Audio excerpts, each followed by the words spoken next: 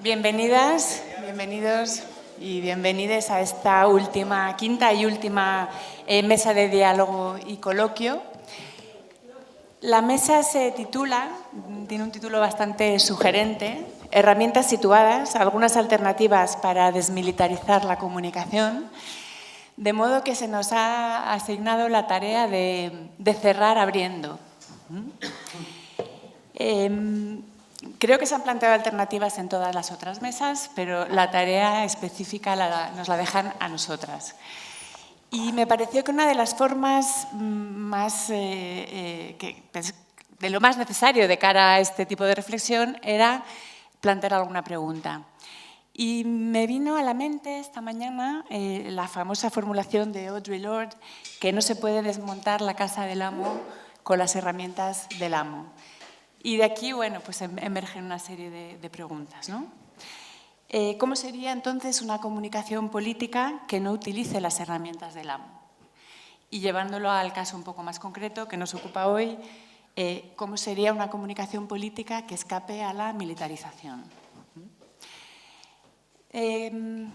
Quizá no está de más recordar hacer algún punto sobre el contexto en el que estamos, que la emergencia electoral de la ultraderecha en España subió un grado el tono militarista de la comunicación política, con el marco bélico de la Reconquista y todas sus consecuencias. Todo ese ordenamiento de los adversarios y adversarias en enemigos, la puesta en escena de una hipermasculinidad militarista.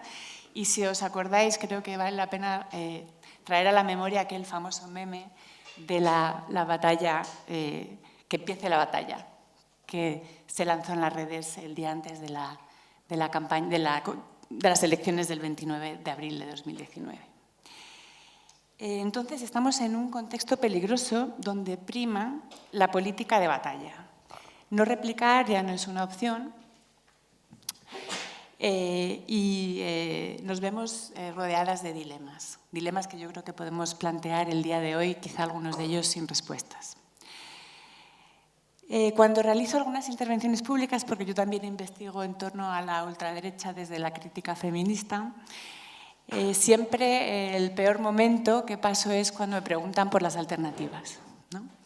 Y yo creo que nos viene bien, antes de empezar esta discusión, plantear algunas premisas para este debate sobre las alternativas, ¿no?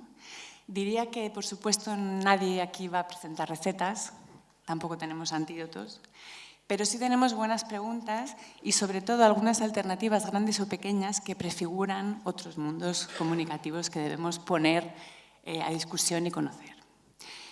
Quizá podemos presentar dilemas y tensiones irresolubles que no podemos resolver, pero sí podemos nombrar, y abrir conversaciones, mantenernos interpeladas y nunca atrincherarnos en posiciones fijas. Reconocer nuestras dudas y hablar sin certezas, ¿sí? Bueno, así empezamos. Quisiera recordaros que tenemos muy poco tiempo, estamos en la última sesión ya y luego tenemos otras cosas que hacer, además de tomar cañas, ¿verdad? Todavía nos queda un acto teatral al que tenemos que dar paso a tiempo, tenemos que terminar a -15, ¿sí? Entonces, voy a empezar por presentar a las 4 personas que me acompañan y también a una persona que tenemos en la fila 0. Y empiezo con Víctor Sampedro, que nos va a hablar de los marcos para desarmar a la ultraderecha, ultra entre paréntesis.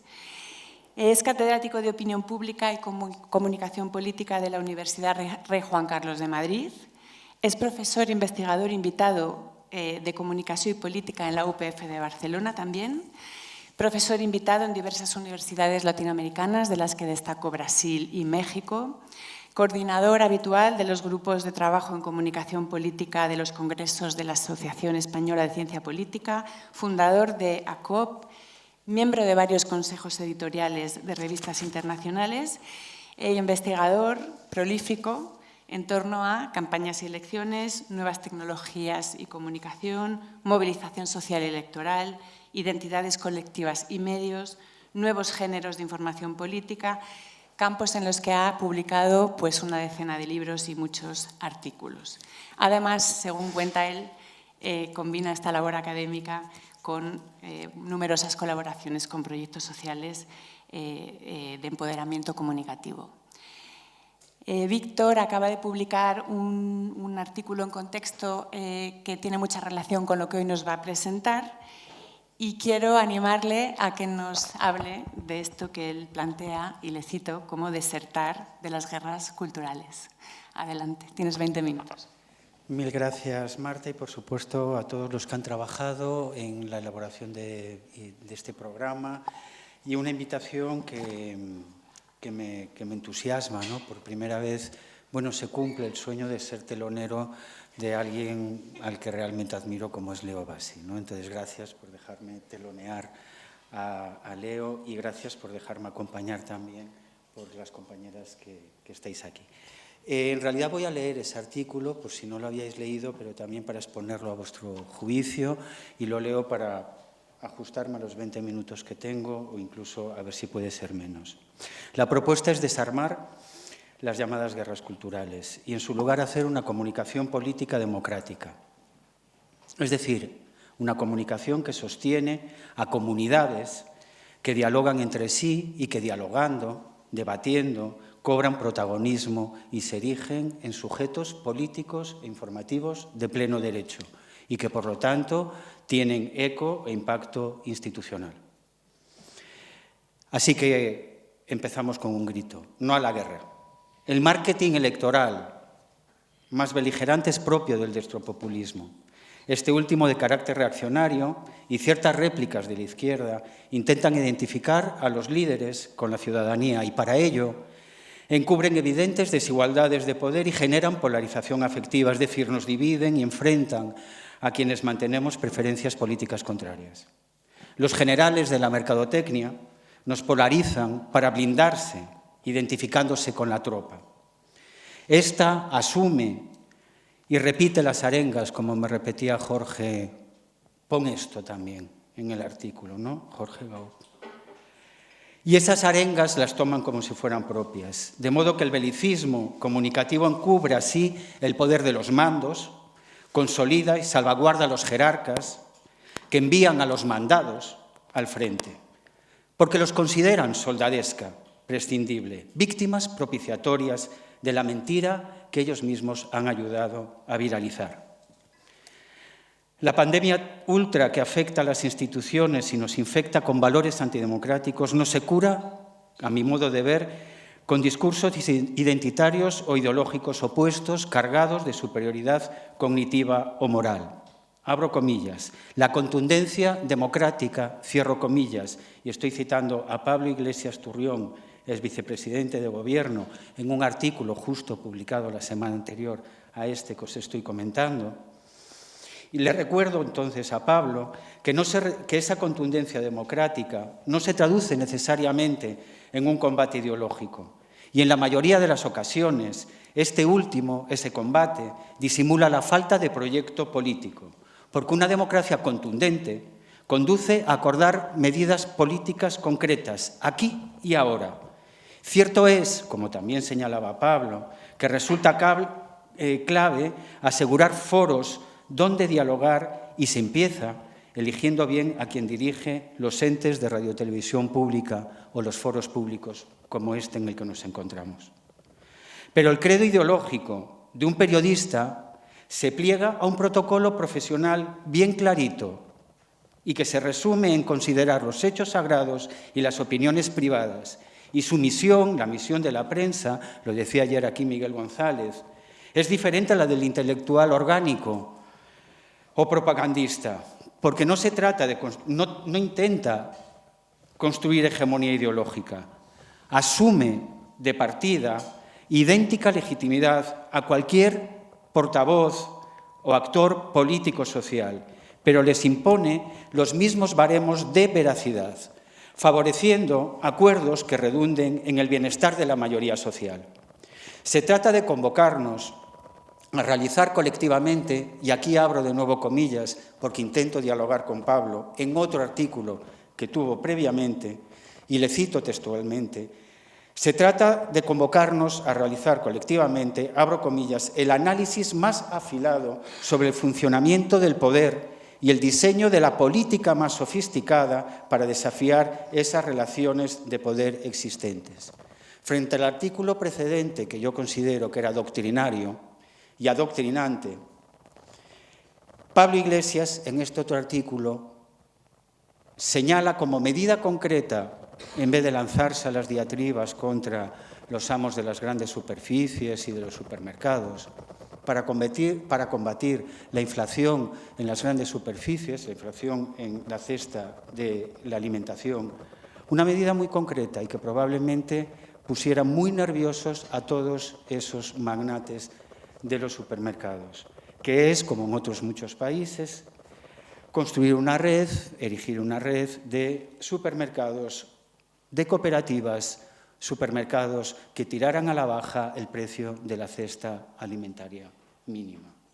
Y además citaba una maravillosa serie de televisión que os recomiendo encarecidísimamente, que se llama El último artefacto socialista. Está en Filming y es un pedazo de serie, de serie.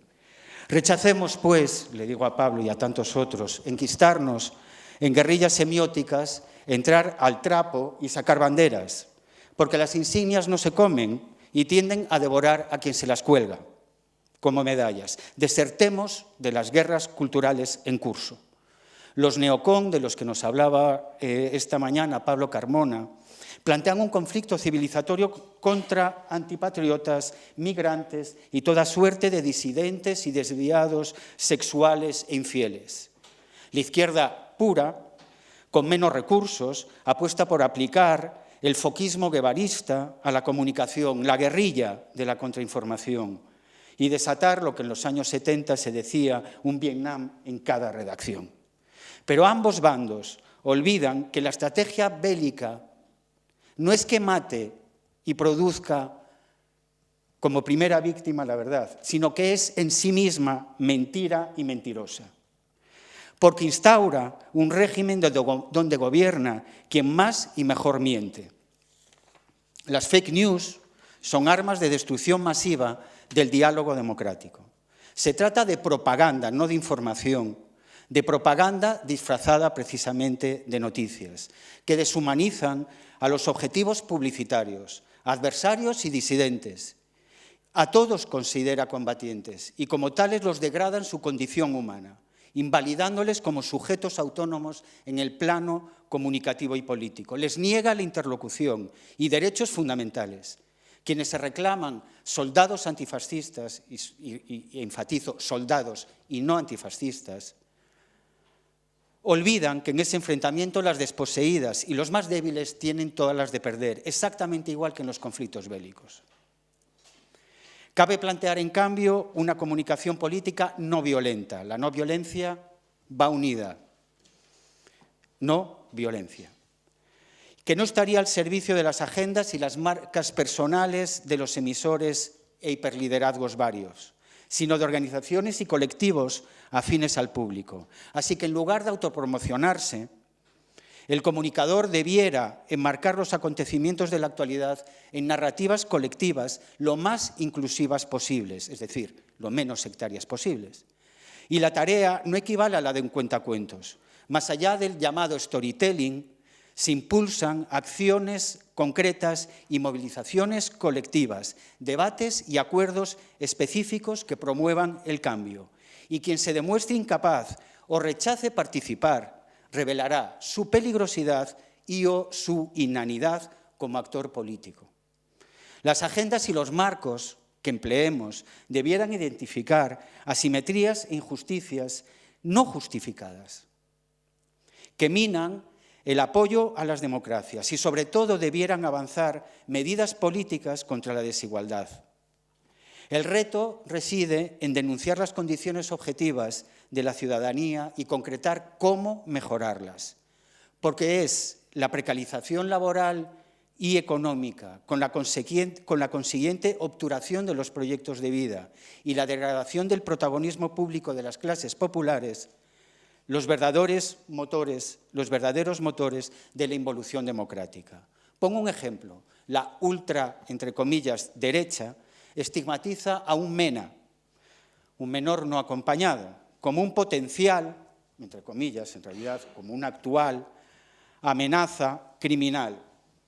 Potencial violador que amenaza, MENA amenaza, nada es trivial en la terminología que emplean. Ese MENA le va a quitar la pensión a tu abuela y las becas de FP a tu hijo. Será, por tanto, tras esta descripción, objeto, sujeto de sospecha y marginación, de acoso policial, de internamiento institucional o de devolución, que dicen en caliente, es decir, a hostias. Pero hablamos de un niño pobre, abocado a burlar las fronteras y a sobrevivir en los márgenes.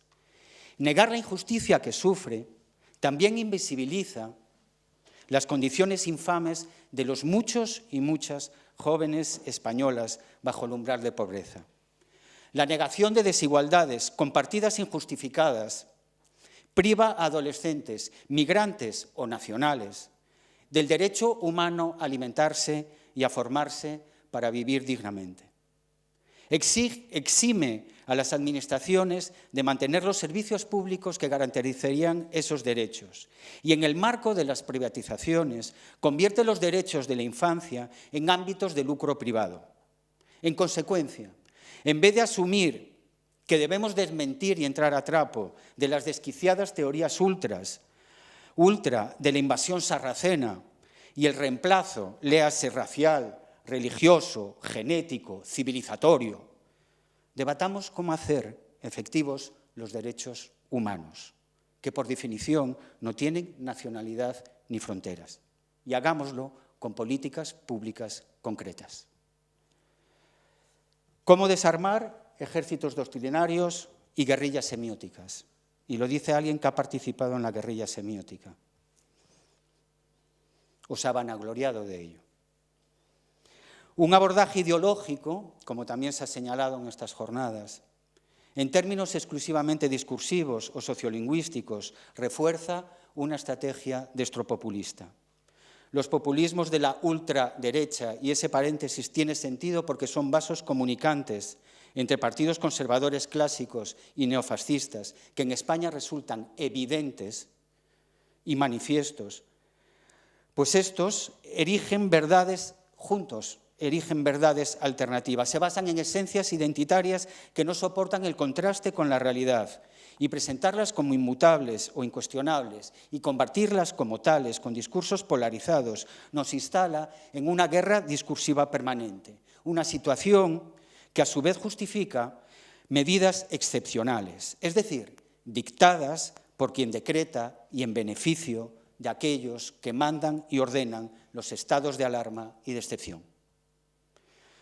Pero además, por si no quedara claro, los neo o posfascismos, que decía ayer Francisco Veiga, que no hace falta que tengan camisas, uniformes, legiones de seguidores y doctrinas coherentes, sino pura y simplemente considerar a determinados sectores de la población prescindibles. Estos neo o posfascismos, de forma ineluctable, rentabilizan el enfrentamiento populista en su vertiente más excluyente, porque suya es la industria de armamento discursivo, suyas son las corporaciones multimedia y digitales, los gabinetes de prensa y de relaciones públicas, los think tanks, las instituciones educativas privadas, las iglesias y las sectas afines. La ultraderecha también recluta muchos más mercenarios, que son los publicistas y propagandistas disfrazados de periodistas y de expertos, automatizados con bots desde cuentas falsas, viralizados con algoritmos que llaman inteligentes. Y las víctimas colaterales, una vez más, son sobre todo las clases populares, porque son ellas las que sufren el austericidio, el recorte de derechos civiles y la desatención de unas instituciones degradadas. El conflicto y la desafección, así, resultan inevitables. 5 minutos, pues ya está. La democracia desactiva el conflicto tornándolo no violento. Las democracias se asientan en una paz social que reconoce la desigualdad de recursos y poder y, por tanto, no niega ni reprime los enfrentamientos que se derivan de esas asimetrías. Al contrario, aspira a reconocerlos y a gestionarlos con deliberación, urnas y políticas públicas en beneficio de las mayorías sociales que las avalen. En cambio, los bonapartismos y los autoritarismos actuales, las dictaduras presentes o en ciernes, se niegan a deliberar. Actualmente las administraciones públicas reconocen apenas 10.000 menas en España. Pero las organizaciones internacionales señalan que 1 de cada 3 o 1 de cada 4, en todo caso según la UNICEF, 2,5 millones de niños y de niñas españolas están bajo el umbral de pobreza y en riesgo de exclusión social. La condena moral y el enconamiento propios de las guerras culturales están muy justificadas, pero por favor, lo único que garantizan es la paralización de la deliberación y la práctica democráticas. Y es ese precisamente el botín que ansía la ultraderecha. Convertir la democracia en inviable, ocupar sus instituciones, empezando por los medios de comunicación, y vaciarla de contenido con sectarismos absurdos e insostenibles. Es necesaria una democracia comunicativa radical, que aborde los retos sociales desde sus raíces, que reclame cambios estructurales y que los promueva con reformas que siempre tienen que ser, de forma obligada, incrementales, exigiendo reciprocidad a los interlocutores y buscando el máximo consenso. Nos argumentará que carecemos de foros donde hacerlo posible y responderemos que igual que arrancamos, que viabilizar medios públicos, plataformas y foros como este, foros ciudadanos, con estos fines son prioridades máximas de los gobiernos y del tejido social que se autodomine transformador. Así que aspiremos a dejarles en evidencia, desnudos ante las evidencias, desarmados y ahorcados por su propia lengua, a quienes avivan la guerra permanente porque viven de ella. Muchas gracias.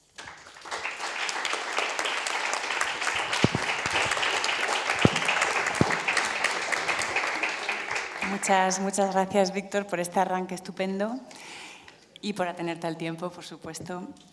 Paso la palabra a Estefanía Milán, aquí a mi izquierda, que va a presentar una invitación a conversar en torno a la desmilitarización de la comunicación política, perspectivas desde abajo. Y llamo la atención también sobre el des, entre paréntesis.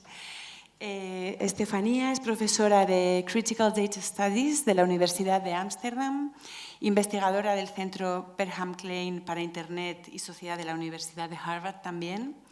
Colabora con la Cátedra Inteligencia Artificial y Democracia del Instituto Universitario Europeo y su trabajo explora la interacción entre la tecnología digital, la participación política y la gobernanza. Es autora de Social Movements and Their Technologies, Writing Social Change, entre otras publicaciones. Te paso la palabra, tienes también 20 minutos, te avisaré 5 minutos antes de que se cumpla el tiempo. Gracias, Marta. Sí, mi nombre es Estefania y soy socióloga de lo digital. Mi investigación y el activismo se enfocan en 2 ámbitos. Por un lado, los movimientos sociales de base, el activismo desde abajo, y por el otro lado, las infraestructuras digitales, el andamiaje oculto de la nuestra vida digital, como los algoritmos. Quería agradecer a Jorge, los compañeros y las compañeras del programa Tejidos Conjuntivos, por la invitación de estar aquí hoy, a pesar de mi pobre español. Soy italiana y vivo en Holanda y hablo portugués. Entonces, con esta mezcla vamos a ver si nos conseguimos entender. Y como mi español es malo, hablaré de 3 en 3. Entonces, 3 transformaciones de la comunicación política de hoy, 3 desafíos o problemas que enfrentamos y 3 posibles soluciones a esta crisis de la militarización de la comunicación política. Y vamos a ver si se puede manejar un micrófono y las slides también, y el papelito. Entonces, mi charla se enfoca en un aspecto específico de la militarización de la comunicación política de hoy, los algoritmos que gobiernan nuestra vida digital. Vivimos en un mundo que cada vez más mediado por algoritmos que permiten flujos de datos que nunca fueron tan grandes. Producimos continuamente datos con nuestros móviles, cuando navegamos por el web, cuando compramos online, cuando usamos mapas digitales, cuando nos conectamos con familiares y amigos en las redes sociales y también cuando nos relajamos viendo vídeos divertidos y graciosos en la web. Quiero destacar 3 transformaciones que son de interés a la hora de pensar en la comunicación política militarizada actual. La primera transformación tiene que ver con, en inglés, el platform power, es decir, el poder de las plataformas digitales de las grandes empresas norteamericanas que son cuasi monopolistas del sector digital. Estaba procurando unos datos sobre España. En España, el 76% de la población es usuario de Facebook. El 49% está en Instagram. ¿Quién sabe más? Están en TikTok, no lo sé. Los más jóvenes están con certeza en TikTok. Puede ser que no hay estos números cuando hablamos de los periódicos, de la prensa. Y la llegada de las plataformas de redes sociales ha cambiado radicalmente la comunicación política. Esto no es solo en España, claro. Los partidos políticos invierten cada vez más en la plataforma de redes sociales para llegar a sus votantes potenciales. Por ejemplo, en los últimos 3 días de la campaña electoral española, eso lo dice El País, el presupuesto total para la publicidad política en Facebook, estamos hablando de una sola de las plataformas, que está, como no está siempre menos popular. El gasto fue de 3,5 millones de euros, en los últimos 3 días solo. Hoy las redes sociales son los principales vehículos de comunicación política, pero el funcionar de la comunicación política en las redes digitales no es transparente, ni para los partidos, ni para nosotros los usuarios. Sin embargo, como veremos, el enorme poder de las plataformas digitales es uno de los principales culpables de la militarización de la comunicación política hoy. La segunda transformación tiene que ver con el alcance del móvil. La comunicación política se ha trasladado al móvil y la comunicación política ha invadido nuestra esfera privada, con 2 consecuencias. Primero, a diferencia de los medios tradicionales, el móvil es mi espacio íntimo, que también usamos para hablar con familias, con amigos, y lo tenemos en el bolsillo, ahí, siempre cerca de nosotras. La exposición es casi continua. En segundo lugar, la mediación de esta nuestra red social da un sentido completamente diferente a los mensajes, incluidos los mensajes de carácter político. El contenido político compartido por un amigo, incluida la desinformación, recibe más atención y confianza, mucha más. Esto tiene que ver, es el escenario del móvil. La tercera transformación tiene que ver con la progresiva penetración de las plataformas digitales en la sociedad. Esto significa que aparecen nuevas formas de hacer y de hablar política. Una política donde las emociones juegan un papel central, emociones positivas y negativas, con frecuentes apelaciones a la identidad de la gente, una comunicación política que promueve dinámicas microcomunitarias que exacerban el conflicto entre nosotras e ellas, basadas en problemas dramatizados y espectacularizados, las migraciones, el terrorismo, una comunicación política que mezcla declaraciones políticas con actividades cotidianas. Por ejemplo, la intimidad, mi familia, mi deporte, lo que hago en mi tiempo libre. Y donde hay un papel importante para las celebridades, los influencers y el contenido popular en formatos sencillos, cada vez más sencillos, que circulan rápidamente. El contenido viral, que circula en las redes sociales y en los móviles. Sin embargo, estas tres transformaciones, el poder enorme de las plataformas digitales, la comunicación política que invade la intimidad de la gente y las nuevas formas de hacer y hablar política centradas en la espectacularización y la visibilidad, traen desafíos. Ahora voy a hablar de los tres desafíos que traen y que tenemos que enfrentar hoy en nuestro entorno digital. El primero es el populismo. Ahora, el populismo y la consecuente radicalización del discurso político es el primer reto. Sin duda, el populismo existió mucho antes de las redes sociales y del web, pero se exacerba y amplifica por las plataformas digitales.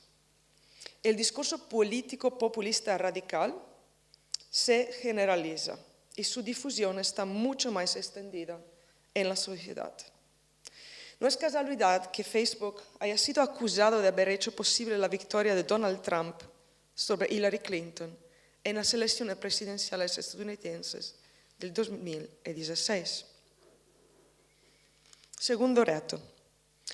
La comunicación, incluida la comunicación política, es cada vez más personalizada en las plataformas digitales. Eso genera polarización política y polarización social. Estamos en el nivel del micropolítico. Cada de nosotras tiene su mensaje y cada una se encuentra solo con sus pares. Esta personalización de la comunicación y además de la comunicación política es el resultado de la mediación algorítmica del contenido en línea. Podemos hablar de un superpoder de los algoritmos. El principal problema es que los algoritmos no solo están en todas partes y son cada vez más poderosos, especialmente cuando operan en el ámbito de la inteligencia artificial, sino también que son propietarios, lo que significa que son propiedad de las empresas digitales y son inescrutables para los usuarios. No sabemos cómo funcionan, no lo podemos saber. Puede ser que lo podemos saber, vamos a ver más tarde. El tercer reto tiene que ver con en inglés, la weaponization of algorithms. Los algoritmos cada vez más son empleados como armas. Por ejemplo, a través de bot farms, cada vez más barata, más fácil de funcionar, grupo de ordenadores que actúan como usuarios por la producción y distribución de desinformación y fake news y la fabricación del consentimiento, los likes, los followers. Mas son también las mismas empresas digitales que experimentan en tiempo real el design de los algoritmos que son diferentes para ver qué contenidos generan más clics, más tráfico y por lo tanto más ingresos por las empresas. Nosotros los usuarios se convierten en ratones del laboratorio infinito de las empresas digitales. Somos sujetos al beta testing, es decir, la prueba de software para verificar el funcionamiento de un algoritmo cuando este algoritmo está terminado solo de forma parcial. Entonces quiero ver cómo funciona. El tercer reto tiene que ver con... no, ya está, son tres retos. La radicalización del discurso político, el primero, la comunicación personalizada, el segundo, el tercero, el emplear de los algoritmos como armas. Entonces, ¿qué sigue? ¿Cómo podemos los usuarios y los ciudadanos contribuir a cambiar este escenario amenazador? Esto es, ¿no? Vamos a hablar de herramientas prácticas para cambiar las cosas.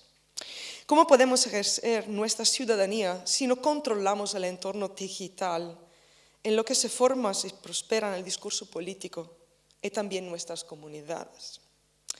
Como me dijo un grupo de activistas que entrevisté, no dejen que hagan una prueba beta de nuestra democracia. En inglés, don't let them, las grandes empresas norteamericanas digitales, beta test our democracy, experimentar, ¿no? Para ver lo que se pasa. Pero es que lo que se pasa es polarización, lo que se pasa es guerra, lo que se pasa es populismo, dictadura quizás. Pero es un experimento de las compañías, ¿no? Entonces vamos a hablar de soluciones. Y más una vez son 3 las soluciones que tengo para usted hoy. El primero tiene que ver con cultivar otros imaginarios. Es un evento como este, un congreso como este, es un primer paso, ¿no? Para hacer eso. Para promover una comunicación pacifista, tenemos que cambiar el lenguaje que usamos para hablar de los desafíos de nuestro entorno digital y de las dinámicas de la comunicación política en los medios digitales. El discurso sobre la seguridad cibernética, con palabras como firewall, arms race, y el debate que surgió alrededor de la victoria de Trump gracias a Facebook, el ataque de los algoritmos, la batalla de las bots. Esto es un lenguaje agresivo, es un lenguaje de guerra. El problema con un lenguaje de guerra es que quita poder a los ciudadanos, a las ciudadanas. El mensaje que se comunica con un lenguaje de guerra como eso es que el escenario es demasiado complicado para que nosotros, que también somos usuarios de las plataformas digitales, podemos hacer algo al respecto. Si los algoritmos son complicados, estamos en un mundo que está gobernado por la inteligencia artificial, nosotros somos súper chiquitos, ¿no? No tenemos nada que hacer con eso. Pero podemos cambiar el lenguaje.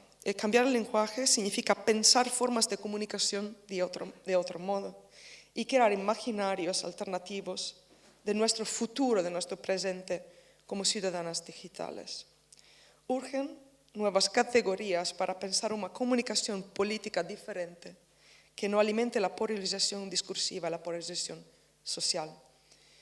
Necesitamos de co-crear juntas nuevas narrativas y debemos pensar no como individuos, sino en colectivo. Sí. La segunda solución es promover la alfabetización digital en la alfabetización de datos. Para cambiar el lenguaje debemos entender antes cómo funcionan las redes sociales, sus algoritmos, y cómo funciona la comunicación política en el entorno digital. Debemos aprender a ser ciudadanas de un entorno digital cada vez más complicado. En la escuela se aprende cómo funciona el aparato estatal, las elecciones, todo eso, pero todavía no hay un programa sistemático, no sé de verdad cómo funciona aquí en España, pero en Italia no hay. En Holanda hay un poquito. Bueno, hay un programa sistemático para favorecer la alfabetización digital y la alfabetización de los datos.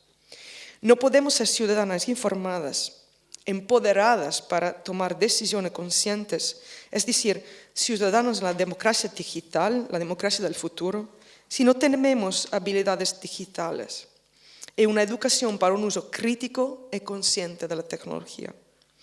Estoy hablando de una educación crítica a la política económica también y a la gobernanza digital. No tenemos que volvernos programadores, pero sí personas que saben cómo funcionan las cosas. Y el tercero, más divertido, tiene que ver con software y puede ser como know your algorithms, ¿no? Aprender a conocer el impacto de los algoritmos.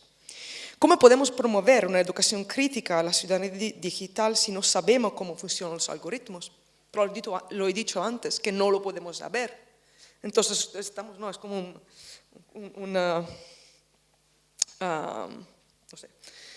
es algo bastante complicado, ¿no? Una situación bastante complicada, porque estos algoritmos, como hemos visto, son inaccesibles para los usuarios, incluidos los más expertos.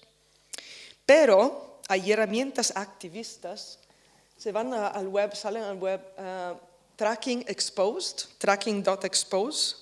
van a encontrar esta página con mucho más herramientas divertidas.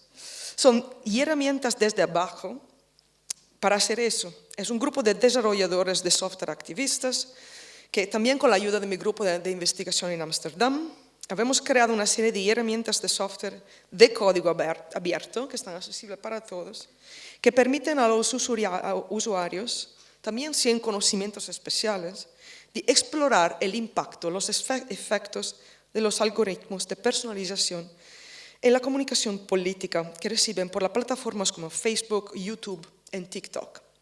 Tenemos también una herramienta para analizar el impacto de plataformas diferentes como online shopping, como Amazon, pero también para YouPorn, que es uno de los sitios web más populares en el mundo, de verdad, ¿no? Ahí también hay personalización. Y saber cómo funcionan las plataformas, eso se puede bajar, está gratis, está fácil de usar y puede ver lo que se pasa con la información que recibe. Eso puede ser un primer paso, ¿no? Para saber cómo funcionan las plataformas que nos rodean y hacia decisiones informadas para nuestra vida política en línea y hacia una postura necesaria contra la militarización de la comunicación política y que empodera a nuestra comunidad frente a un entorno digital cada vez más complejo. Muchas gracias. Disculpa para mi español.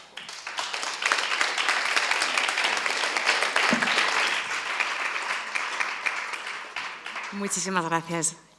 Tu español estuvo excelente, además.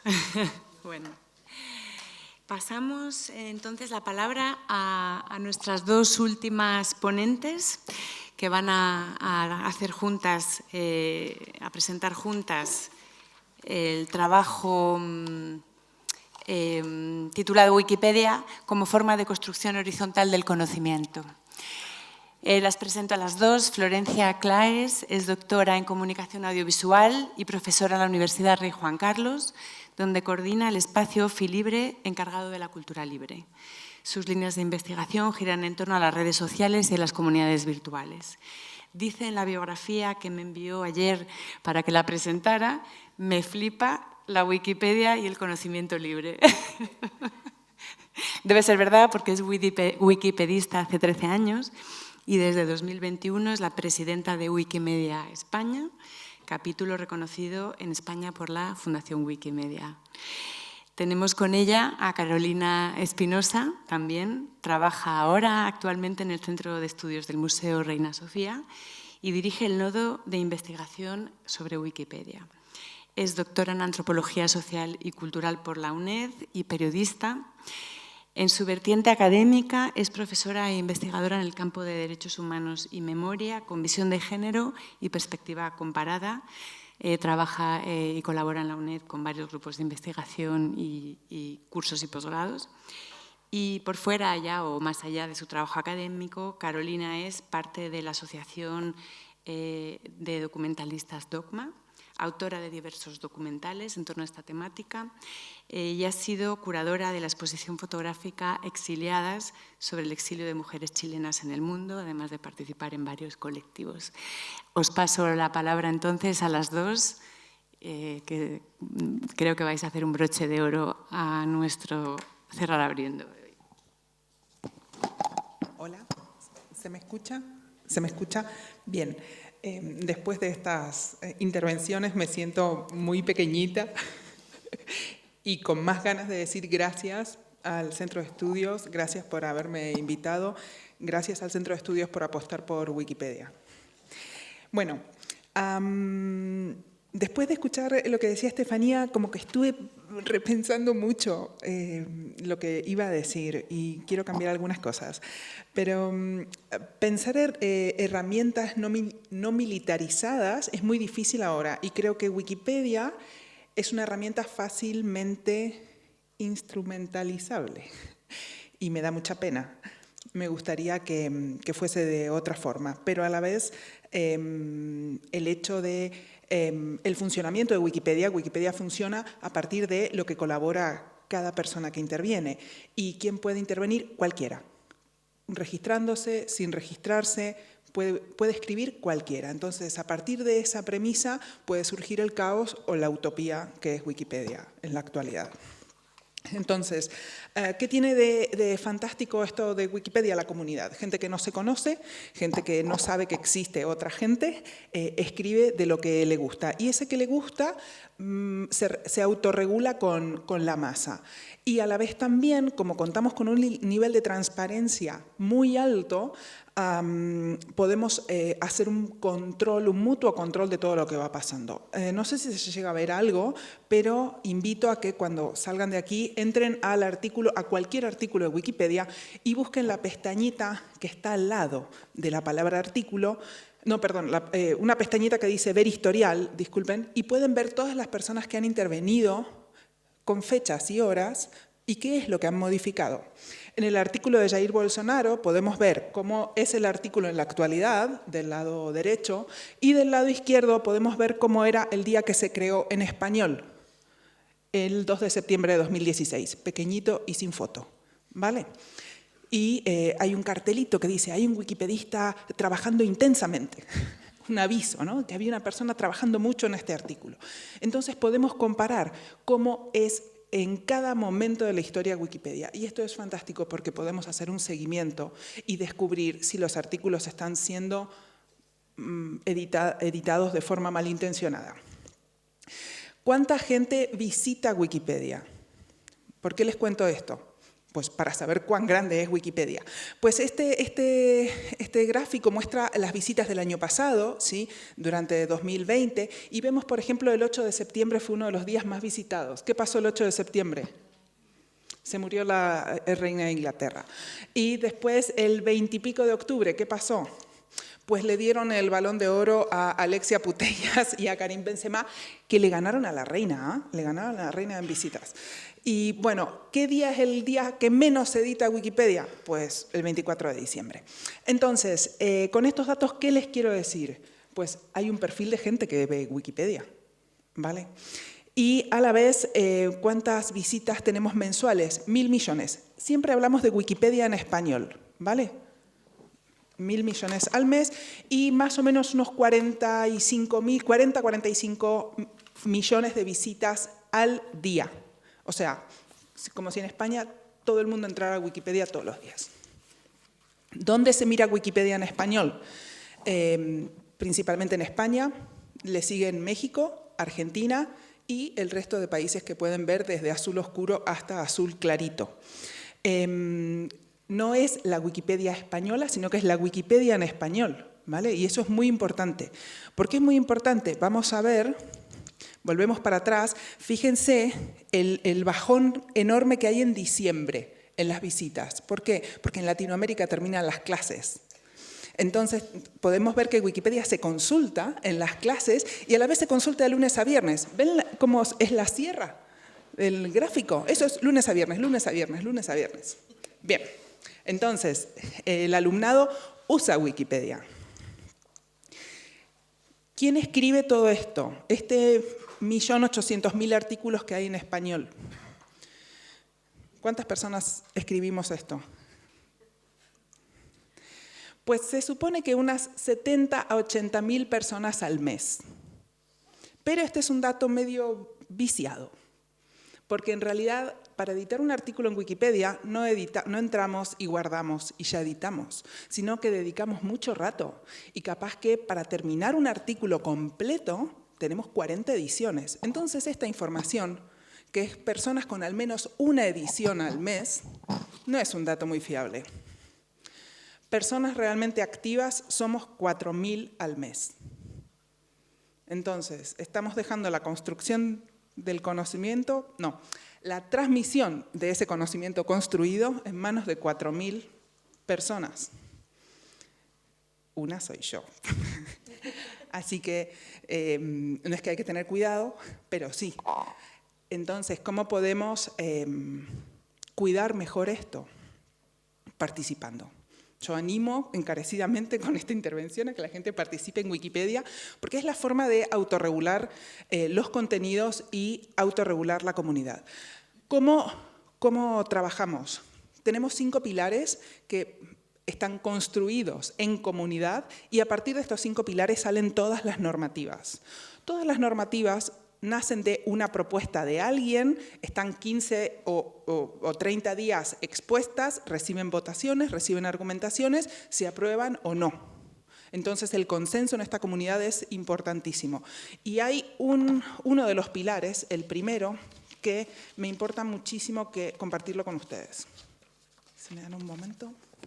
Dice, entre otras cosas, que Wikipedia, empieza diciendo que Wikipedia es una enciclopedia. Wikipedia no es un periódico, ni un servidor gratuito, ni tampoco un proveedor de espacio web. Asimismo, Wikipedia no es un conjunto de páginas promocionales, ni un experimento sobre la anarquía o la democracia, ni un directorio de enlaces. Tampoco es el lugar para expresar opiniones, experiencias o argumentos. Todos los editores deben impedir que Wikipedia se convierta en una fuente primaria y deben esforzarse por conseguir la exactitud en los artículos. Esta es nuestra filosofía. Entonces, para construir un artículo necesitamos fuentes fiables y gente que los desarrolle. Tenemos roles, pero realmente no trabajamos con una jerarquía. El rol de editor es cualquier persona que edite Wikipedia. Después tenemos gente que ha decidido naturalmente patrullar o revisar artículos y no necesita ser elegido por nadie. Simplemente lo que hace es entrar a Wikipedia y mirar que los artículos estén bien y cambia si hay algo que no está bien. Hay gente que sí es elegida por la comunidad para ser verificadora. ¿Para qué? ¿Qué es eso? Que puede marcar el artículo como, ya lo revisé, no está fatal, puede seguir adelante, ¿vale? Hay mucha gente con ese rol. Y luego, el que hay muy pocos, ¿cuántas personas éramos muy activas? 4.000. Bueno, bibliotecarios hay 59 en español. 59 personas en todo el mundo que pueden borrar de forma definitiva artículos en Wikipedia, que eso es lo que más, digamos, nadie puede borrar un artículo en Wikipedia. Podemos proponerlo para borrado, pero no borrarlo. Y supresor es un rol sumamente curioso. ¿Se acuerdan que les mostré que se ve todo en Wikipedia? Pues hay veces que no podemos ver todo. Por ejemplo, si alguien pone el número de teléfono de alguien y pues por más que lo borremos, quedaría en el historial. Pues existen solo 2 personas con el rol de borrar cosas de los historiales. En todo artículo, ¿sí?, nos tenemos que poner de acuerdo. ¿En qué nos podríamos poner de acuerdo con Fidel Castro? Si era dictador o no. Entonces, es muy curioso cómo en el artículo de Fidel Castro solamente aparece 9 veces la palabra dictador, mientras que los wikipedistas que han construido este artículo han discutido por detrás, en una página que se llama Discusión, que está ahí marcadita, han usado la palabra dictador 262 veces. Entonces, esa parte de atrás de Wikipedia sirve para llegar al consenso en la comunidad. Es importantísimo que exista esta parte. Y también es importantísimo que muchas personas contribuyan, porque un artículo como este, escrito por 2 personas, sería un artículo totalmente sesgado, ¿vale? Tenemos un montón de mecanismos de alerta que los pone en marcha, por lo general, gente que ya los conoce, wikipedistas. Es poner un cartelito de que necesitamos una cita, de que no hay acuerdo sobre la neutralidad del artículo. Entonces, estos avisos están en el encabezado de los artículos, para que tomemos conciencia de que eso que viene a continuación no nos lo podemos creer. En realidad, no nos podemos creer nada de lo que está en Wikipedia, como no nos podemos creer nada de lo que está en ningún lado, sin verificarlo antes. Entonces, lo que hacemos como wikipedistas es buscar la verificabilidad, poner en todos los artículos la posibilidad de que la gente verifique y sepa de dónde sacamos la información en las referencias. Entonces, para terminar, mi llamado de socorro es: Wikipedia es un bien común y, por tanto, es una responsabilidad colectiva cuidarla y preservarla. Y para eso, todo el mundo tiene que participar en la edición. Muchas gracias.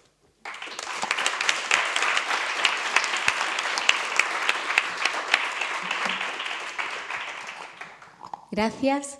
Bueno, yo voy a complementar un poquito la práctica, ¿no?, de la filosofía que muy bien ha explicado Florencia, básicamente también como lo práctico, ¿no? Es decir, durante meses yo me he incorporado al Centro de Estudios del Museo Reina Sofía como wikipedista en residencia. Es una apuesta del museo, es una apuesta que también no solamente significa, y que va de la mano, por supuesto, con Wikimedia España, y que no solamente significa hacer entradas del museo o de cosas que hacemos en el museo o de la colección o de la biblioteca o actividades como esta misma, sino que tiene que ver más que nada con, bueno, tiene varias líneas de acción. Una es interna, que es empoderar a las personas para que dentro del museo, para que lo vean a Wikipedia como una herramienta. Por otro lado, también fomentar desde las líneas de acción del Centro de Estudios todas esas talleres o formaciones para ver también la Wikipedia como una herramienta más aplicado a los contenidos. Y dicho sea esto, este mismo congreso que estamos celebrando comenzó ayer por la mañana con una editatón, que le llamamos, con una jornada de edición en Wikipedia que tenía por objetivo corregir, ya sé que la palabra no te gusta, pero mejorar, crear, en algunos casos, traducir, bueno, todos estos verbos que permite el entorno Wikipedia y que tenían que ver con términos, artículos, nombres propios, que tenían que ver con todos los términos que estamos hablando estos 2 días en este debate. Con lo cual, finalmente, las palabras nos vamos a casa y vamos a reflexionar sobre ellas. Los vídeos dentro de un ratito saldrán y los podemos compartir también, pero el trabajo de esos términos sobre los que hemos reflexionado, sobre esos palabras que a lo mejor a mucha gente joven o a mucha gente que no estaba familiarizada con el tema se le quedan grabados y también los piensa en la casa, bueno, van a tener una entrada en Wikipedia los que no tenían, y sobre eso trabajamos ayer durante 3 horas intensas con un público súper heterogéneo, súper de diversa edad y por lo tanto muy rico también porque se formó el intercambio generacional.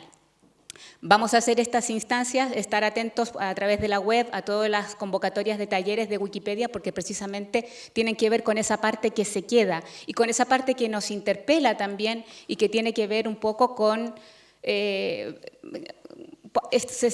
posiciona al otro lado del quejido, ¿no? Decir, es que ya no tenemos medios de comunicación, es que ya no se puede hablar de estos temas. Bueno, ahí está Wikipedia. Como dice Florencia, podemos usarla también, aunque no te gusta la palabra instrumentalización, pero no se trata de instrumentalizar, se trata simplemente de ponerla al servicio del conocimiento y también ser activos, porque Wikipedia trabaja con un entorno de tomar y dar, ¿no? Y entonces lo que voy a recibir en una formación y tal, volcarlo a una comunidad que además en nuestro idioma tenemos la suerte de que no solamente lo hablamos en este país, sino que lo hablamos 500 millones de personas. Y dicho esto, voy a los poquísimos minutos que me quedan a hablar sobre los proyectos de Wikipedia, porque esta es una herramienta dentro de la gran comunidad de Wikipedia en español y tiene sus correspondientes en todos los idiomas. Los proyectos Wikipedia en español, que serían como las microcomunidades o comunidades dentro de la gran comunidad donde podemos hablar de temas específicos, y aquí el tema que nos convoca durante estos 2 días de la militarización de la comunicación política podría tener una ventana para reflexionar, para ponerse de acuerdo, para discutir o para enriquecer o quitar o sumar los términos y los nombres propios que nos convocan. Fijaos que el proyecto Wikipedia, los proyectos Wikipedias hay solo en español, que como bien lo ha dicho Florencia también, tenemos 1.800.000 entradas, que comparado con otros idiomas es relativamente poco, la verdad, tenemos que crecer en eso. Los wikiproyectos serían 264, de los cuales hay algunos en latencia que no se van del todo porque tienen un momento de latencia, se espera 1 año, pero son susceptibles de poder reactivarse. Y en los ámbitos más variopintos, ahora vamos a ver algunos ejemplos. Es muy fácil crear un wikiproyecto. Ahí está, ponéis wikiproyecto en la Wikipedia y os saldrá una especie como de tutorial muy simple, donde podemos crear nuestra comunidad de pensamiento en diversas áreas. Yo solamente he cogido la de ciencias sociales, pero mirad, en antropología, en bibliotecología, en colectivos feministas, en derechos humanos, Corona de Aragón, no sé, Fujimorismo, Camino de Santiago, cristianismo, etcétera, etcétera, etcétera. Testigos de Jehová. Con lo cual, yo siempre lo digo en todos los talleres que la Wikipedia reproduce también para lo bueno y para lo malo la humanidad misma, ¿no? Las formas de relacionarnos y nos ofrece una forma de relacionarnos que tiene en español 22 años, en el mundo también 22 años, y que va más allá de toda esta lógica que nos creamos con respecto a la violencia y a la agresividad de compartir conocimiento o no, o de jactar el conocimiento que tenemos cada uno en las redes sociales. Pienso que quizá si miramos con ojos un poquito menos malos a la Wikipedia, podemos explotar estas formas de compartir conocimiento. Quizá, no digo que la agresividad no esté en el entorno de Wikipedia, a mí también me objetan artículos, pero también me agradecen algunos que creo y algunos que creamos en los talleres, y por lo tanto eso es, bueno, siempre hay muchos vecinos malos, pero siempre te vas a encontrar con alguno que te presta dinero para el butano, ¿no? Y en ese sentido yo prefiero entender la Wikipedia como una comunidad que tiende la mano en muchas veces.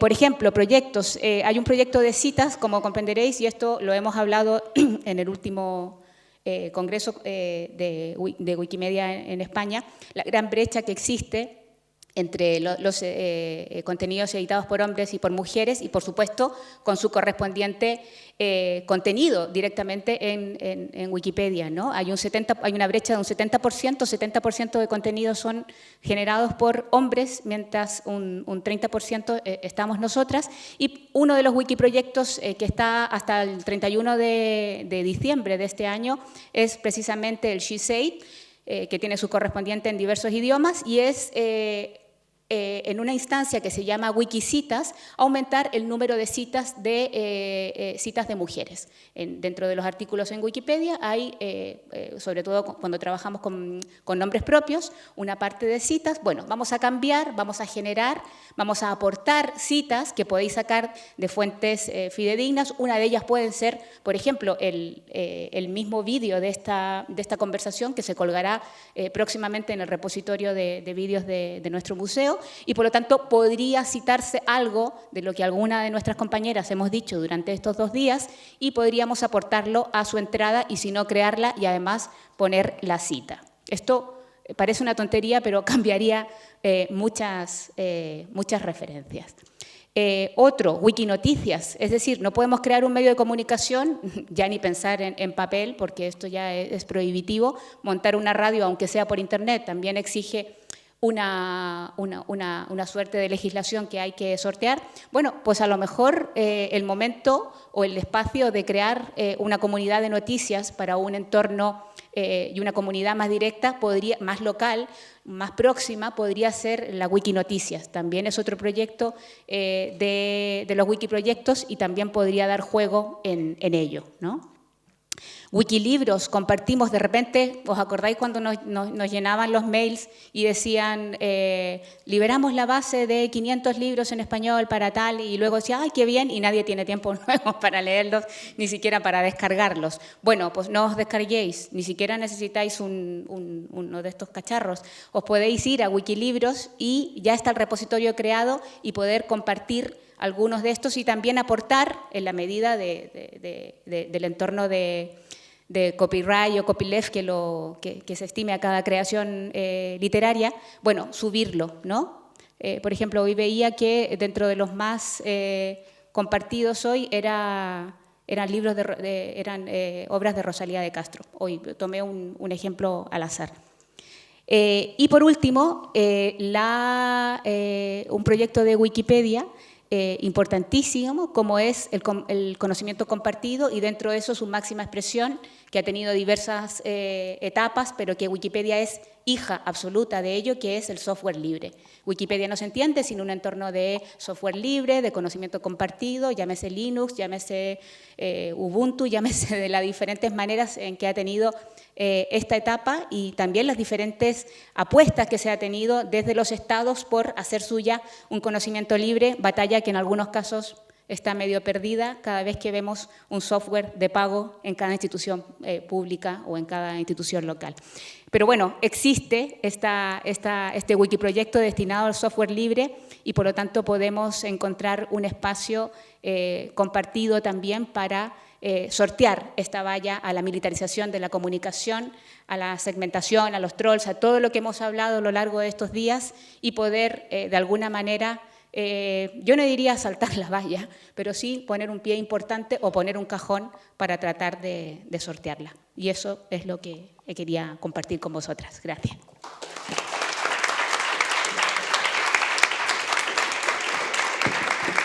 Muchas gracias a las 4.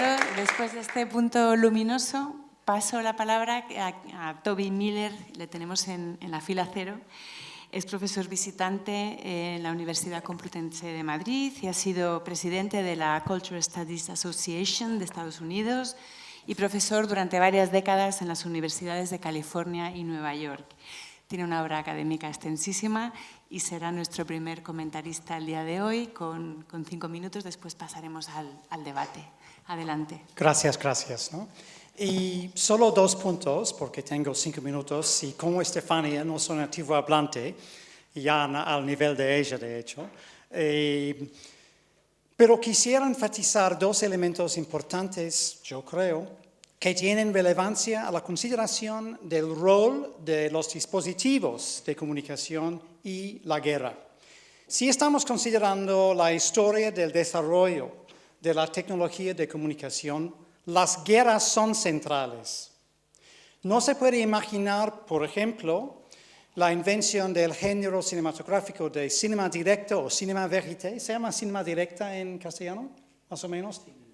Sin los desarrollos por los alemanes y los norteamericanos de las cámaras durante la Segunda Guerra Mundial.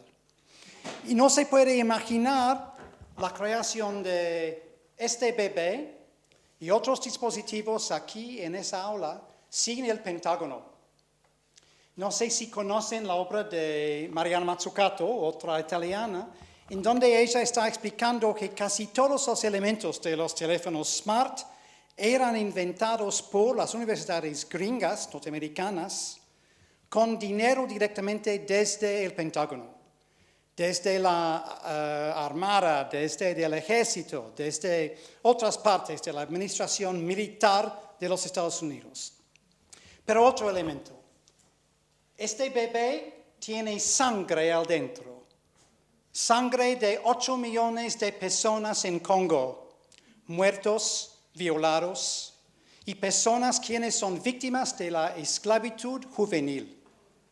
Cada dispositivo que tú estás utilizando, señor, yo estoy utilizando cada día muchas veces, todas las heroínas y héroes de Wikipedia están utilizando todos los momentos, tienen la sangre de estas personas, porque la guerra terrible en Congo a través de las décadas está posible a causa del dinero que viene desde China, desde la India, desde los Estados Unidos, desde Japón, desde Corea del Sur, desde Europa del Oeste, en su deseo para crear nuevos dispositivos electrónicos y utilizarlos en las universidades, utilizarlos en la esfera doméstica, utilizarlos en el deseo de mirar pornografía. Todos estos usos, buenos, malos, dependen de sus opiniones.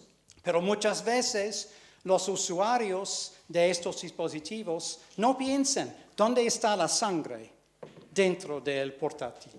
¿Dónde está la sangre en términos también de las personas quienes están haciendo el trabajo de reciclador después del uso del consumidor, del usuario de estos dispositivos? Las personas en Brasil, en la India, en China, en México, quienes están reciclando estos dispositivos sobre condiciones terribles por su salud y muchas veces como las víctimas de la esclavitud infantil en Congo son hijas de 4, 5, 6, 11 años, ¿no?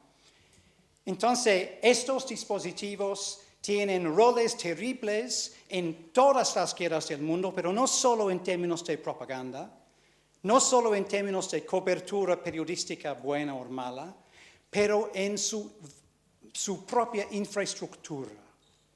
Y mi desafío muchas veces en foros como este es considerar, por un lado, las cuestiones claves que han mencionado las panelistas de hoy, y que son sin duda dentro de los cerebros de toda la gente aquí, pero también considerar la prehistoria del contenido de la comunicación, o sea, la creación de los dispositivos, las manos sucias en el Pentágono y en Congo, y la poshistoria de nuestros usos de estos dispositivos en el contexto de la esclavitud de las personas haciendo el reciclaje en el sector informal otra vez del sur global. Gracias.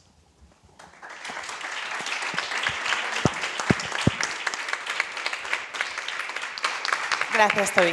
Abrimos el debate entonces. También hay personas que nos están siguiendo por internet y os invito a plantear preguntas, compartir experiencias, dilemas, tensiones, abrir conversaciones y dejarnos interpelar planteando muchas dudas. Adelante.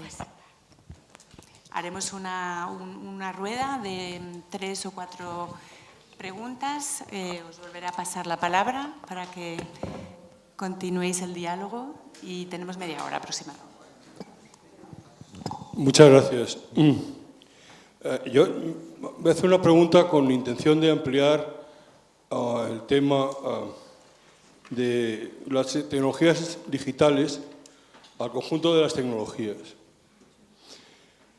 Y la forma en la que nos organizamos democráticamente y socialmente. Pienso que desmilitarizar es una metáfora muy interesante, pero hablando de lo carpetobetónico, lo hispano, lo ibérico, hay otro factor que yo creo que es muy importante, que es el eclesiástico, que va hand in hand, que va unido a ello. Porque tenemos una sociedad con una tradición altamente jerarquizada, que es grandemente el resultado del nacionalcatolicismo y su alianza con las potencias militares, tanto en el mundo del imperio, como después, posteriormente, este ejército que se queda en Marruecos, que es el ejército derrotado imperial, que se nos cae encima con la dictadura de Franco. Entonces, me parece que es el tema que tenemos que tratar. O sea, hay que tratar el problema de una cultura no solamente desmilitarizada, sino también que sea una cultura que sea realmente una cultura civil, que no sea una cultura basada en religión. Laica. Creo que sería muy interesante que se tratara. Entonces, para tratar este tema, hay un tema que está muy relacionado, que es que no solamente está el problema de los algoritmos, sino que es que los fertilizantes que se utilizan en la agricultura vienen de las guerras, es de la guerra química, que la industria ha llegado a un punto en el que la relación de la sociedad humana con la naturaleza está desestabilizada y que además es completamente insostenible, porque se está creando una crisis climatológica y una pérdida de diversidad y una destrucción de ecosistemas. Disculpa, incluso perdona que los te mares interrumpa. tenemos llenos de plástico. Estoy no acabando, acabo favor. ya. Incluso los mares están llenos de plástico. Entonces, mi pregunta es ¿cómo podemos ampliar el tema de la comunicación y de la democracia al tema de cómo conseguir la participación social en la gestión de los sistemas sociotécnicos? Muchas gracias.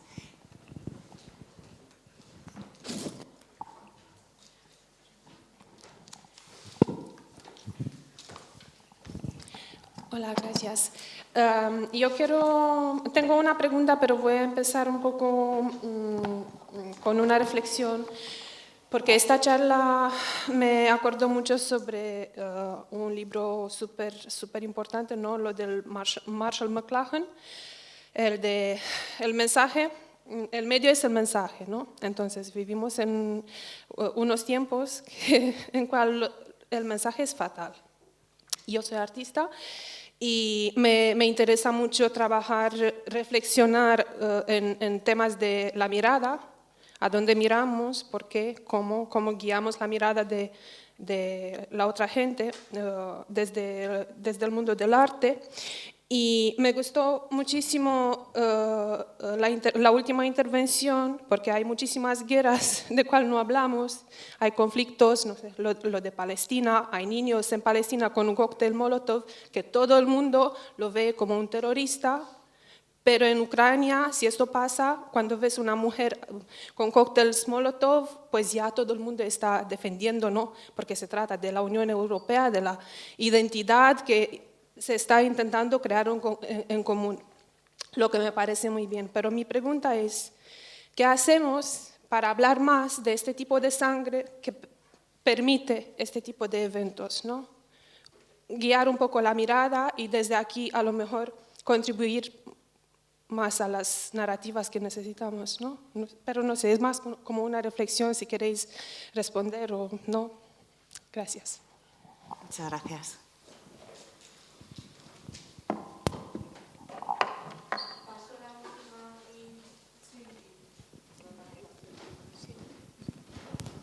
Gracias. Es una pregunta con relación a Wikipedia. En Francia, en estos 2 últimos años, ha habido un movimiento QAnon muy importante con relación al COVID, etcétera, etcétera. Y uno de los elementos que han intentado usar para desarrollar ese movimiento ha sido Wikipedia. Y ha habido una resistencia por parte del resto de los utilizadores o los participantes y se han visto rechazados con relación a sus teorías QAnon dentro de Wikipedia. Quisiera saber si eso ha ocurrido o ocurre en España también. Porque ahora la fase que se está haciendo en Francia es desacreditar Wikipedia, que es el estado profundo, etcétera, etcétera. Y quisiera saber si eso está ocurriendo o ha ocurrido en España últimamente.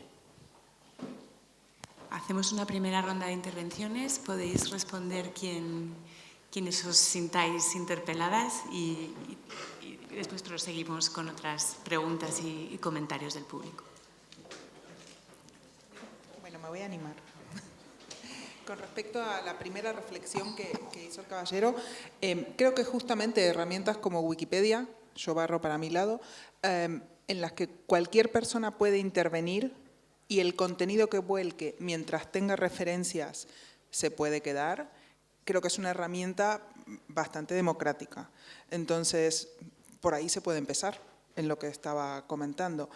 Y con respecto a la tercera pregunta el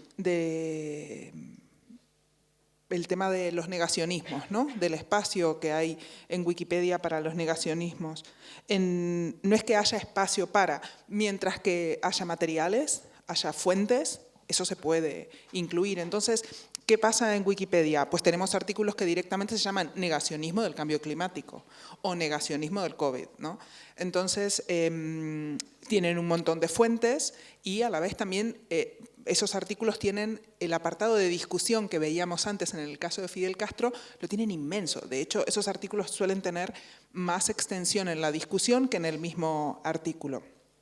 Y sí, también hay un montón de agentes sociales denigrando la Wikipedia, ¿no? Hemos escuchado muchas veces, eso está en la Wikipedia. Yo también hago esa broma de, ay, no mires Wikipedia, pero lo hago desde otro lado, desde no mires nada, ¿no? Y entonces, si ha pasado exactamente en español, no recuerdo una gran guerra de edición últimamente, no lo recuerdo. Sí, en 2020, con la pandemia, con el artículo de COVID, hubo muchísimas ediciones, hubo muchísimas peleas, por ejemplo, con respecto a la denominación del artículo, ¿no? Si se llamaba pandemia por COVID-19 o el nombre, ¿no? Para no estigmatizar y tal, y hubo muchísimos cambios de nombre en ese artículo. Y ahí sí podemos hablar de guerras de edición, pero no, en este momento no. También voy a decir algo terrible. Yo soy bastante frívola, en el sentido de que yo edito de cine. No quiero decir que el cine sea algo frívolo, sino que es otro área. Si yo editara de política, podría responder mucho más profundamente esta pregunta, pero tiene que ver con los intereses de cada una de las personas que editamos. Entonces, dentro de mis intereses, yo no lo detecté, y dentro de lo que son los muros comunes, como el café, que son zonas de debates, no he leído que existiese por ahora en español. No sé si contesté a... Sí, vale, gracias. Yo simplemente que claro, como es una reproducción de la vida misma, pues te vas a encontrar con tal. Hoy mismo me compartían una noticia que dice: el gobierno de Pakistán prohíbe Wikipedia por mostrar contenido sacrílego. El regulador de telecomunicaciones de Pakistán bloqueó este sábado en su servicio nacional la popular enciclopedia de Wikipedia después de una página de contenidos incumpliera un plazo de 48 horas para retirar material sacrílego de su espacio. Sí. Pero lo que dice Florencia en el sentido de recordar grandes discusiones, bueno, no solamente en los artículos se generan discusiones, sino que también, por ejemplo, en la foto del día, en ponerse de acuerdo en el artículo de la semana, que es un artículo que está en la portada de Wikipedia y que dura aproximadamente 4 o 5 días. También hay grandes discusiones por tenerla, y sin duda por cosas que... podríamos decir frívolas, ¿no?, pero que no lo son, aparentemente.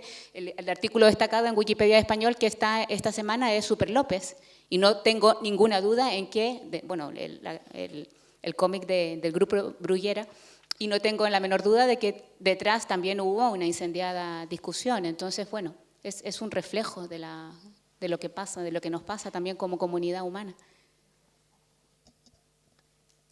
Podemos proseguir la discusión con las intervenciones del público y después abrimos otra ronda.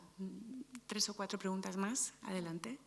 Sí, bueno, siguiendo con el tema de Wikipedia, a veces me da la sensación quizá de que al centrarnos en los problemas que pueda tener, como que hemos naturalizado la existencia de esta herramienta. Y creo que si la ponemos un poco en contexto con cómo son los debates el resto de, digamos, de redes sociales, sobre todo, bueno, prácticamente todas que son privadas, y los algoritmos, los mecanismos de las propias redes sociales incentivan el debate polarizado, el debate cuanto más agresivo, más interacción genera, ¿no? Entonces, aunque haya ciertos límites que siempre están en debate, sin embargo, el haber abierto una herramienta a toda la población que pueda conectarse a Internet, y que eso haya conseguido que haya un montón de información realmente veraz, realmente basada en fuentes, no es una cosa natural, y lo hemos visto después de todo lo que hemos visto en este congreso, cómo está. Es decir, no puede llegar un tipo y poner un vídeo y trolear un artículo así, como de cualquier manera, como ha pasado, por ejemplo, en esta conferencia. Hay unos, o como pasa en cualquier red social cuando hay un debate que intenta ser constructivo, ¿no?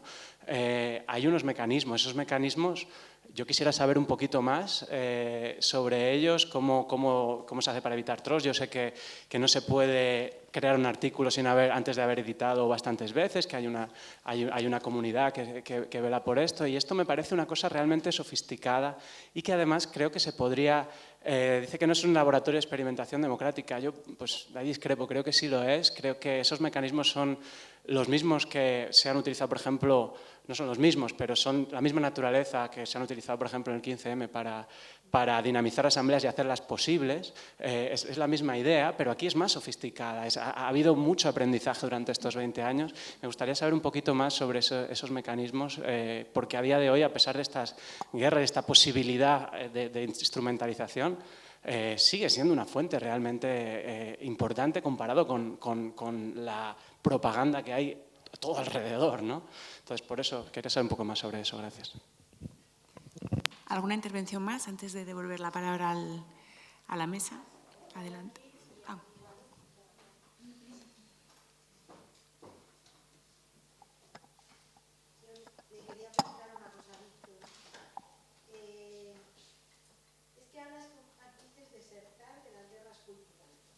Pero luego, si yo he entendido bien, dices, lo de los menas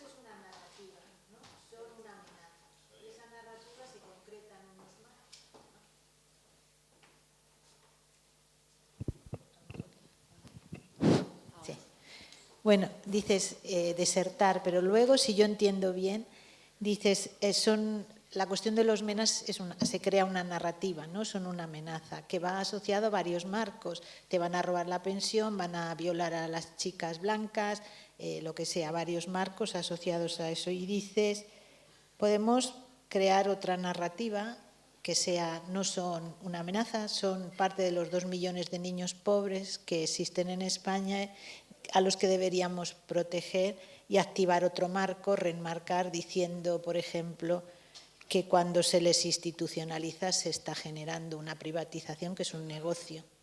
Pero si hacemos eso es desertar, porque no estás desertando, estás generando otra narrativa y otros marcos. Entonces, esa era mi pregunta. Gracias, Luisa.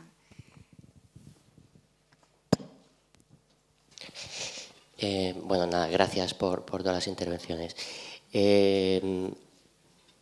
Hemos hablado, digamos, un poco de la problemática, ¿no? que vivimos en un entorno donde pues, carecemos de soberanía digital, ¿no? y bueno, hemos planteado necesidades de una responsabilidad colectiva hacia una democracia radical.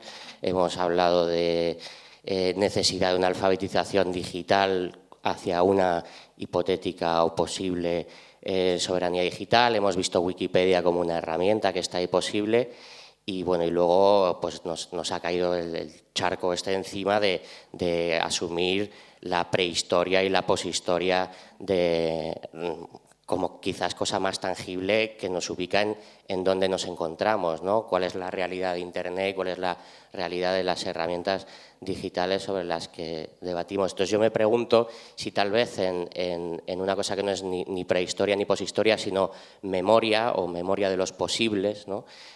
Porque claro, el PC, el ordenador personal, como elemento desarrollado tecnológico en cuarteles militares, ¿no? Por detrás, pero reinterpretado por una comunidad, ¿no? Y estoy pensando en el libro de Stewart Brand, de la contracultura a la cibercultura.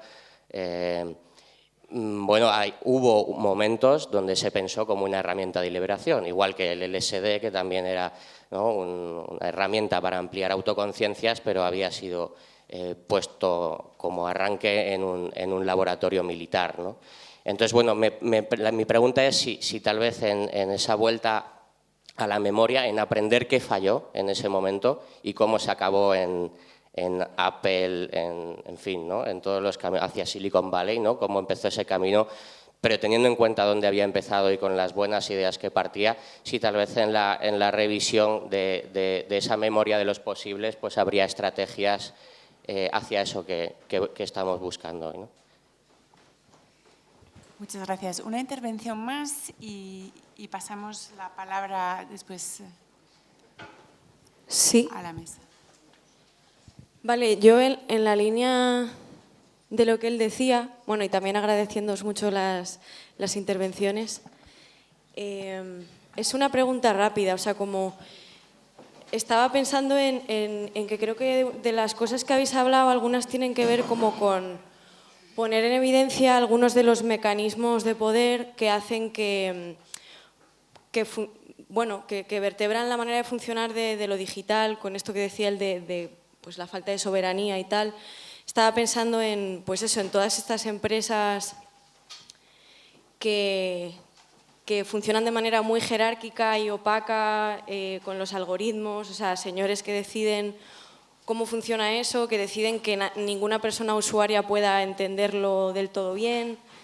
Y bueno, creo que aquí se está abordando más la perspectiva de cómo construir alternativas desde abajo. Y yo quería preguntaros si os parece un horizonte posible o deseable también hablar de una posible legislación para que se pueda empezar a controlar esto. Bueno, sí, ahí lo dejo. Bueno, vamos a una ronda de intervenciones. Empezamos con Víctor. Sí, voy a intentar ser muy, muy breve, ¿vale? Intervención y control, pues claro que sí. Institucionalización, es obvio. Los únicos que no quieren control son aquellos que ya nos controlan. Es obvio, ¿no? Y los únicos que no quieren instituciones son las élites. que no quieren ningún tipo de cortapisa ni quieren ninguna regla de juego que no sea la del más fuerte, el darwinismo social en lo económico y el darwinismo comunicativo en lo digital y en lo mediático, y que el que se lleva el gato al agua, ¿vale?, pues nos hace comulgar con ruedas de molino y listo, ya está, y es el negocio. Y luego se ríen de ti, como dice Trump, ¿no? Pues a ti no te lee nadie, pero si tu modelo de negocio es fallido y tal. Yo con mi Twitter tengo mucho más que tú, y ya está. En ausencia de reglas, en ausencia de instituciones, en ausencia de intervención sobre un bien común como es el derecho a la información, más allá de la libertad de expresión hecha equivalente a la libertad de, antes se decía de imprenta, el dueño de la imprenta, ahora es la libertad del algoritmo, de cerrar el algoritmo, ¿de acuerdo? Y además cerrar el acceso a los datos. Yo creo que eso es obvio, y ya no es Víctor Sampedro, es que estamos en un tiempo de technological backlash, es decir, ya de recelo tecnológico, donde quizás lo más progre sea desconectarte estratégicamente e invisibilizarte estratégicamente si quieres tener un mínimo de viabilidad como sujeto autónomo en un futuro inmediato, vamos. Segunda cuestión. Desertar, claro que sí, es desertar, es no entrarles al trapo, es lo que siempre hemos hecho en las guerras, aquellos que no creemos en ella, ahí te quedas con las guerras, no colaboro en tu guerra, yo hago mi oposición de manera no violenta, con la azada, con la pluma, en fin, en vez de mediante, insisto, las potentísimas armas que cobran impacto precisamente porque nos sumamos muchas y muchos a ellas, que se llaman no colaboración y desobediencia, y además, vamos, es que creo que a los ojos de cualquiera que vislumbre un escenario de emancipación, o se toman esas vías o solo se incrementa una confrontación en la que, insisto, las armas de destrucción masiva están de su parte. ¿Y cómo hacerlo? Tú lo has dicho, frente a los menas. A alguien que te venga hablando de un mena, le preguntas de cuánta gente está hablando y le preguntas de por qué no está hablando de los 2,5 millones de personas. Cuidado, le llamamos marco a cualquier cosa y lo confundimos con relato. Un marco político, ¿de qué estamos hablando? Primero, si no sabes de lo que hablas, o al decirme que a ti te importan 10.000 moritos en vez de 2,5 millones de españoles, ya me estás diciendo quién eres y tal. Segundo, ¿quién es el responsable de esto? ¿Tú crees que el responsable tiene que ser Florentino Pérez? No es casual lo que estoy diciendo, o el Estado. El ayusismo ha entregado lo que son los centros de socialización cívica, de desarrollo comunitario a las empresas de seguridad de Florentino Pérez. Es decir, guardias jurados se están empleando como mediadores sociales, tipos armados. Entonces, está bastante claro. Y luego, ¿cuál es la solución? Nuestra solución solo puede ser una. Ni de derechas ni de izquierdas, por los derechos humanos. Entonces, tú lo que piensas es en el negocio de Florentino. Insisto, te importan un pito, 2,5 millones de niños y de niñas. Pues, ¿te llamas patriota? Vamos, no te aguanta ni un segundo. Y lo que te dice en ese momento es, me estás censurando y no me dejas hablar. Y tú le dices, usted mismo, ¿de qué estamos hablando? ¿De quién es responsabilidad esto? ¿Y cómo lo solucionamos? Y todas a uno, a eso sí, a una narrativa que sea o recuperamos los derechos humanos o, en fin, barbarie. Y en la barbarie, sin instituciones, sin reglas, sin control estatal, democrático, obviamente, pues gana el que gana, el más bárbaro, que es lo que está ocurriendo. Le voy a pasar la palabra a Estefanía si quiere intervenir, porque hay otra pregunta sobre Wikipedia. Dos cosas rápidamente. Una es sobre cómo conseguir participación política en cuestiones sociotécnicas A mí me parece central el papel de la educación y de la educación para cada grupo de edad, no solo la educación de la escuela, sino el aprendizaje a generar una actitud crítica.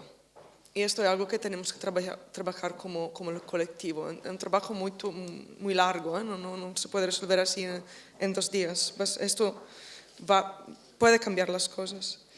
La cuestión de la legislación para controlar los algoritmos, la inteligencia artificial, hay tentativas de legislación en la Unión Europea, por ejemplo, pero sin embargo esto es un sistema económico muy complicado. Estas son la nueva frontera del neoliberalismo, son todas esas empresas digitales y la regulación es muy difícil. Entonces la regulación solo se regulan los márgenes, unas cositas del sistema, ¿no? Y por eso me parece que la solución sea el mensaje del anarquismo, sea la autoorganización. Para el problema de la sangre hay alternativas al Samsung, hay alternativas al iPhone, se llama Fairphone, existe, lo hacen en Holanda. Y claro que es un teléfono más caro, un móvil más caro de otros, ¿no?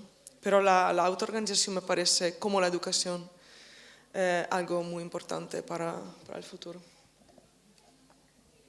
Tenemos que cerrar. Te paso la palabra un momentito y también comentaros que hay en la web tenemos un comentario, un agradecimiento desde el Wikiproyecto LGTB+, que bueno, después podréis responder. Vale, bueno, con respecto a la pregunta que hacías del nivel de sofisticación que tenemos en las normas, en las políticas, nos facilita mucho la vida, pero a la vez también está creando muchas barreras. No veo a la persona que lo preguntó. Ah, sí. Nos está creando muchas barreras de entrada a la edición. Entonces, las personas más mayores, que tenemos más paciencia, pues nos leemos las reglas de uso de Wikipedia. Pero las nuevas generaciones, que tienden a algo un poco más ágil, no se están leyendo las reglas. Y vienen y editan, y nos parece genial que quieran participar, pero esta generación todavía no sabe cómo adaptarse y cómo incluir de forma amigable a las generaciones más jóvenes que no tienen costumbre de leer horas y horas de reglas. Entonces, por un lado, nos ha venido súper bien toda esa organización que tuvimos al principio, pero en los últimos años estamos notando eso, que las personas que llevamos mucho tiempo editando nos encontramos con gente que no atiende a las políticas de uso y nos cuesta mucho y a la vez nos da muchísima pena porque nos damos cuenta que terminamos siendo expulsores, ¿no? Y eso no es bueno. La idea es que podamos contar con todas las perspectivas. Y gracias al Wikiproyecto que nos está mirando. Bueno, lamentablemente se nos agotó el tiempo, quedan más preguntas y personas que querían intervenir. Ojalá podamos conversar en los pasillos o después en espacios más informales. Gracias a las 4, gracias al público y al museo por este espacio y esta última sesión estupenda. Vamos a terminar ya aquí. Gracias.